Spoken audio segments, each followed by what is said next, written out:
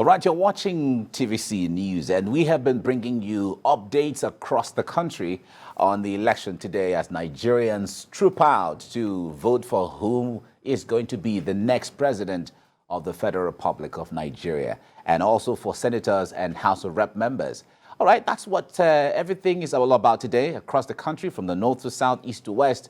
And friends of Nigeria from across the world have also been very keen on what's going on in Nigeria, what the outcomes will be, how is it going, and how are Nigerians reacting, how are they performing their civic duty, and so on. We have a lot of election observers from around the world monitoring the elections across the country, and we have been letting you know. We have our correspondent in every state of the Federation, bringing you up to speed with the state of voting process and what the people are saying, the turnout, and so on. And we will continue giving you this blow by blow until the results are announced by INEC. Of course, already on social media, a lot of people pandering, pundits all over the place, but it's too early to say this is the direction of what the votes will look like. Of course, just wait for INEC. You get to hear eventually what the outcome is all about. I am Mike Okwoche, and in the next couple of hours, we'll be together doing this. With me in the studio is Dr. Jide Johnson, a public affairs analyst, and we will be looking at this. We'll have other guests joining us sometime soon. Dr. Johnson, good to see you. It's a pleasure to be with you, Mike, and I want to say congratulations to Nigeria that a lot of hues and cries and a lot of various rumor was spread that this election will be postponed and the likes of it, but the election has been held. Exactly. We are waiting the results, so that gladdens my heart. Dr. Johnson, what do you make of this? Every time there's a build-up to election, people just come up with, oh, it's possible the election will not hold. It's possible there's going to be crisis. Why is that? Why is that? It's human nature. You know, what some term to be conspiracy theorists, and you have some people that will always come up with one theory to support their position, which is contrary to what is the situation of things. So it's not out of place for you to see that the election will be postponed. You know, until even as out of 2 days ago, some were still advocating that, you know what, will postpone the election. And don't forget the memory we had, our recent past with June 12th. Yeah. As a result of that is still fresh in the minds of so many people that anything could still happen. But despite the assurances from the president that this election will hold, INEC chairman had always said this election will hold. Security agents are saying this election will hold. Nigerians were still skeptical somewhere. But if you also situate that with the policies of the federal government, which limits the capacity and the people to have access to their resources, to their hand resources. In fact, that itself created a tension. You knew what happened in Shagam. We knew what happened in many other places. In Ibadan, Edo and Delta State. So that itself was playing into the hands of conspiracy theories that, you know what, they are making an attempt to truncate the democracy, and their attempts to. You even know that some governors even came out with statements suggesting the likelihood of election not holding. Exactly. So that itself created that problem. All right, we'll have time to talk about this more. There are so many areas I'd like us to touch. But let's cross over to Kogi State, where Theophilus Elamah, correspondent, is there to bring us up to speed with the situation report there. Theophilus, it's been a busy day. I know, I can imagine how it is around there. But talk to us, what's the situation right now?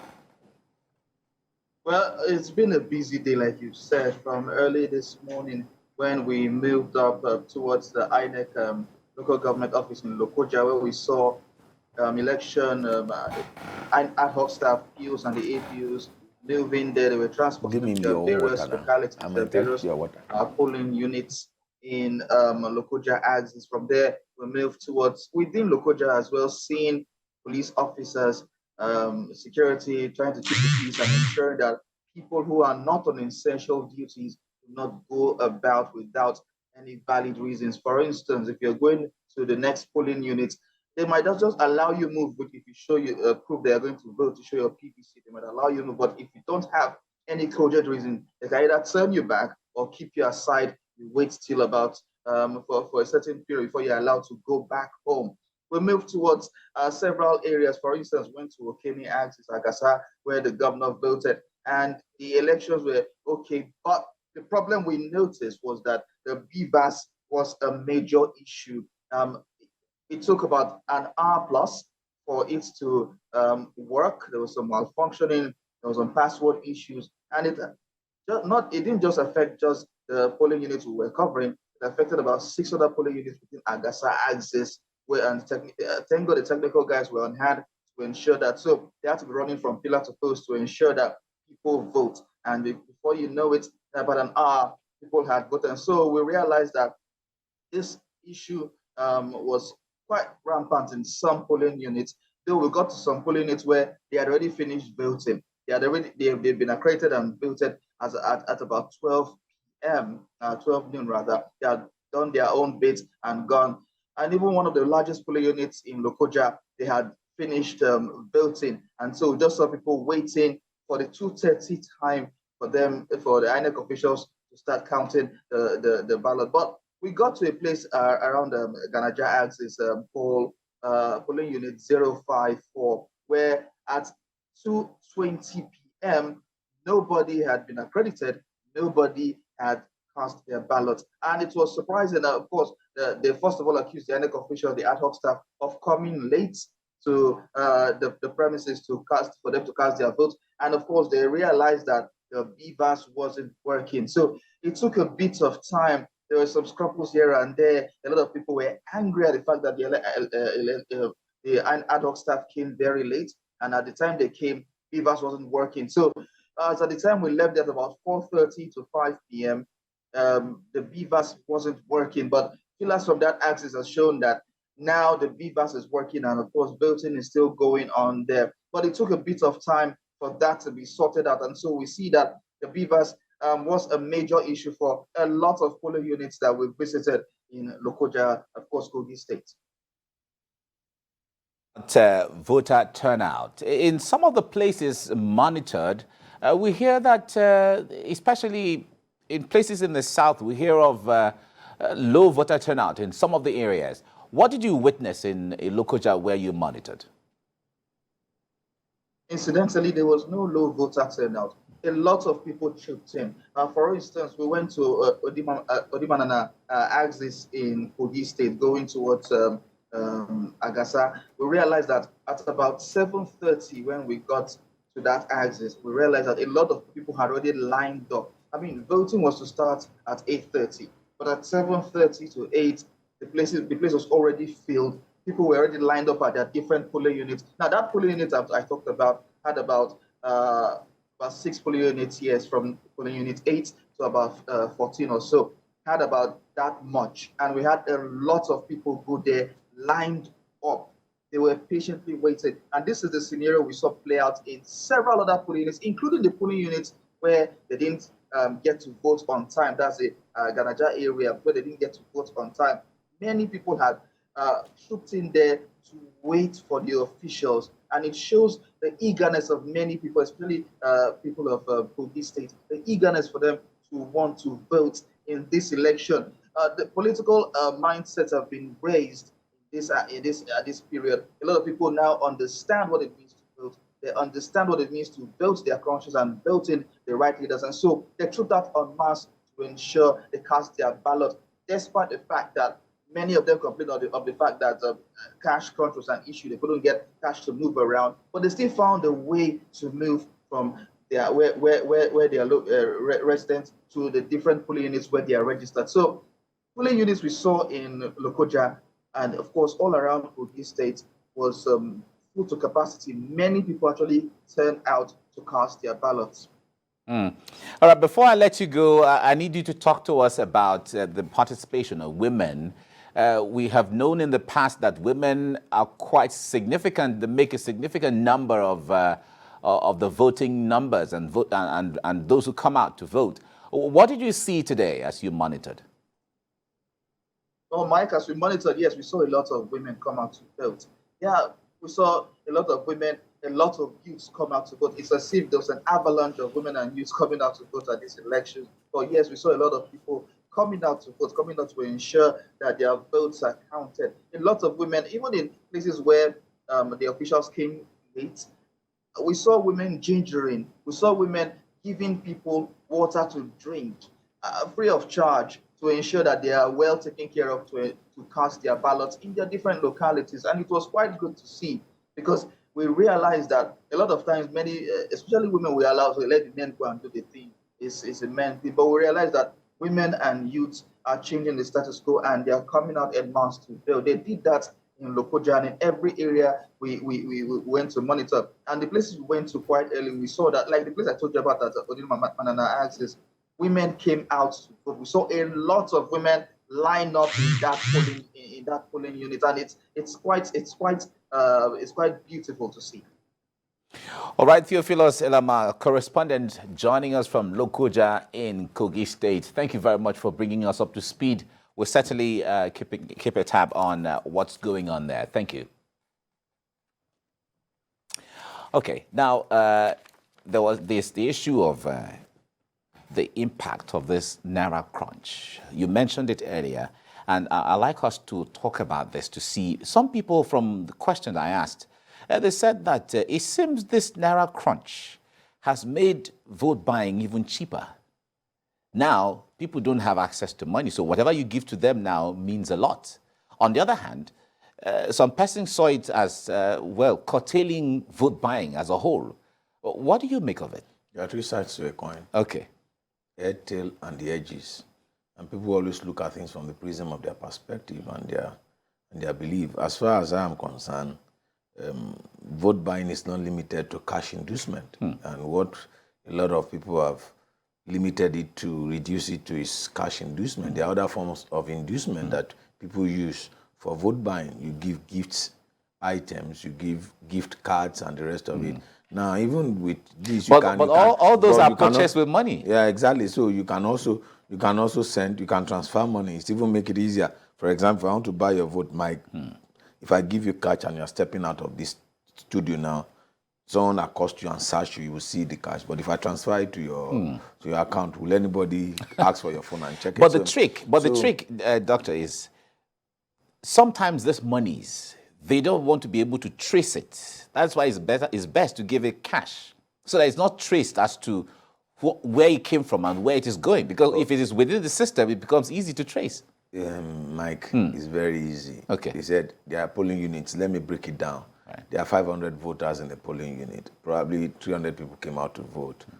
All you need is 30 people to distribute the money. You not use one person to transfer the money. Right. The political class know how to do this. If you interact and interface with them, they always develop processes and means and mechanisms on how to solve this particular problem. But to a large extent, we can't see the cash.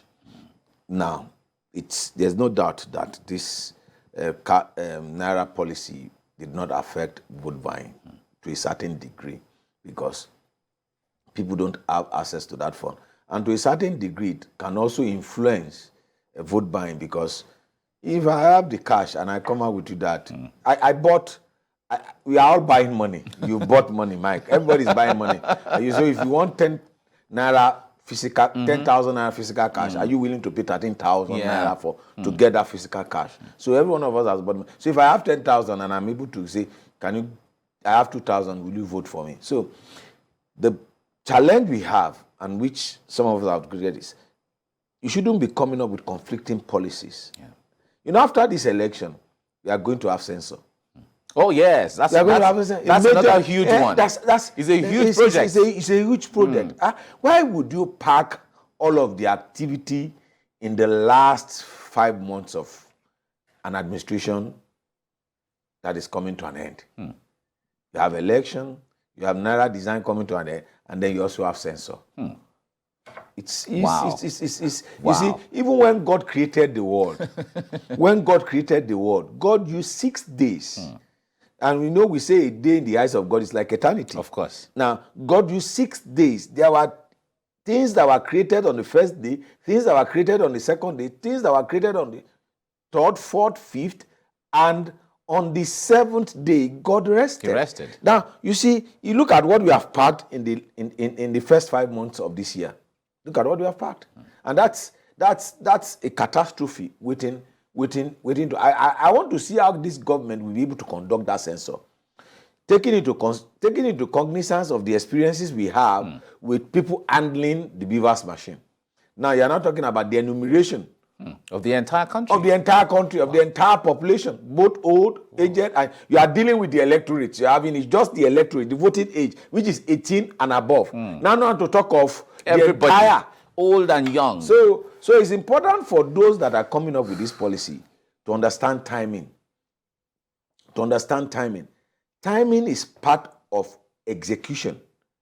Execution is tactical implementation of strategy. So now, in terms of timing, is this the appropriate time to do that? To move that within the election cycle? People, look, if someone had gotten cash, if the cash were not intercepted, if Esau could sold his birthright, Esau, in the Bible, for those that are Christian, will understand. If he could sell his birthright because he was hungry, how much more someone does not have cash in selling his vote in order to have? You could see how Nigerians turn to James Bond and climbing fence in order to get access to bank in order to collect their money. Whoever is in charge of that policy and whoever is advising the government needs for them to have a rethink in terms of timing. Your policy might be of good intention, but the execution might be poor. The execution might truncate the good works you want to do, and there's no doubt that the timing of this policy is not. It's not essential. All right, I need us to talk about democracy a little bit, because there are certain things I would like us to understand and then to also gain your insight into it. Now, many countries of the world, including Nigeria, decided to accept the Western type of democracy where at periodic times there's an election, we have chosen 4 years. There are other countries that chose 5 years. There are even countries that chose 7 years or even 10 years, but we have chosen 4 years. Some persons have said that 4 years, whether it's just 4 years or even you multiply when you are running 2 terms, may not be adequate to execute the kind of programs that people could see as change enough. Some people, you recall in 2007, 2006, 2007, what happened in this country where it was alleged that the president of that at that time wanted a third term.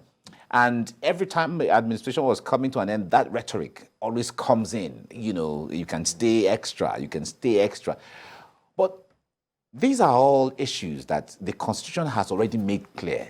So why do these things keep coming? Is this democracy still strange to us that after so many years, we still don't understand what the thing is? The question we need to ask ourselves is that, is Western democracy working for Africa? Is it even working for Western countries? Is it working for Africa? There's a style of democracy in China. There's a style of democracy in Middle East. And does democracy equate development? Does democracy equate people's empowerment? Does democracy eradicate poverty? Now, if you look at it and you situate what you have in the Middle Eastern countries, in the Middle East, where you have a theocratic monarchy, monarchy based on religion, you're talking about Qatar, Kuwait, and then you compare the experiences of those, and you situate that even with Western developed democracy, the experiences are different. There are homeless people in San Francisco. Yeah. San Francisco, which is the United States, which happens to be the district. Even in Los Angeles. Yeah. I was there and I saw people living under some... wow. There are people living under the bridge in Great Britain. Yeah. And you are talking about democracies that have advanced. And then you compare that experiences with what we have in the Middle East. You see, one of the things that Western democracy has done is to create division, and we appealing to our fault lines. You see, Africa is a multi-ethnic society. We have so many tribes and nations. Nations within the state. There are so many nations within the state. And when we have seen that over the years, politics, democracy, the way we practice it, has further caused division amongst us. And even we have seen where you have seen stabilized democratic governance? Has it been able to give them deliverables of democracy? So that's why some have advocated, if you look at the resources we have spent on elections since 1999 to date, do we have anything to show for it in terms of deliverables of democracy? Now, INEC is spending 305 billion on this particular election, yet you could see the report we are getting. There is no even generator to power the ward returning. Yeah. You know, I'll use the case of my local government. There are 11 wards in my local government, which is Ifakoja local government. By the 1999 constitution, the minimum number of wards you can have is 10, and the maximum you can have is 20. So for a local government, for you to qualify to be, you must have 10 wards and maximum of 20 wards. That constitute a local government. So in a ward, we can see that there is no power. So in 11 wards, you mean you can't get 10 generators to provide them power in that particular instance. So when we look at it from that perspective, you see, you have a question mark concerning democracy, but do we have an option? We have to work on this democracy to make it to work. And that's why some have advocated that there is a need for us to have a rethink on what is the best approach. If you are practicing them, what type of government should we have? Should we have a federal government? Should we have a unitary government? Should we have a regional government? Or should we have a confederal system? Are you getting my point? Yeah. So these are the conversations that some have argued. And if you reason with me, I think that the best bet for this country is for us to go back to pre-1966 approach, where you have the regional government, where you make the center as a real federal system. Yeah. Where you make the center less attractive, where the regions have more power, have more powers, and they have control over the resources, and the resources go to the center. In that case, you mean that the region will conduct their own election. And then from the regional government, we should elect representatives from the regional government to go to the central government. The central government is just to legislate on something like security, like foreign affairs, currency, military, and the rest of it. We need to go back to that. If we don't, you see that every electoral cycle, this is the 7th attempt. This is the 7th attempt since 1999, Fourth Republic. This is the 7th attempt. We are still faced with the teething problems. It is the same promises that were made in 1999, made in 2003, made in 2007, made in 2011, made in 2015, made in 2019 are the same promises that those seeking for our vote are making in 2020. Even in the First Republic and Second Republic. Recall that we had the housing as a very strong campaign point during the Shagari era. We're still talking about housing until today. Yeah, that's because there are some things that we need to take from the exclusive lists and bring to the residual list and let the states and the local government work on that. You know, the 1999 Constitution does not even recognize local government. An attempt to even have the local government as a third tier of government was jettisoned. Yeah, it was. We only see it on the 4th schedule of the Constitution. All right, we'll come back to this. You're watching our follow-up on what is going on across the country. We've been, Nigeria has been deciding, or Nigerians have been deciding who their next leader will be. And we've been talking about this and, trying to get insight into some of the dynamics that make up our democracy. And we have Dr. Jide Johnson here with us in the studio. Let's go on a short break. When we come back, we'll be crossing to Anambra State, where our correspondent Sharon Ijason, as well as Bamidele Ajayi, are there to bring us the situation report there. Stay with us on the program.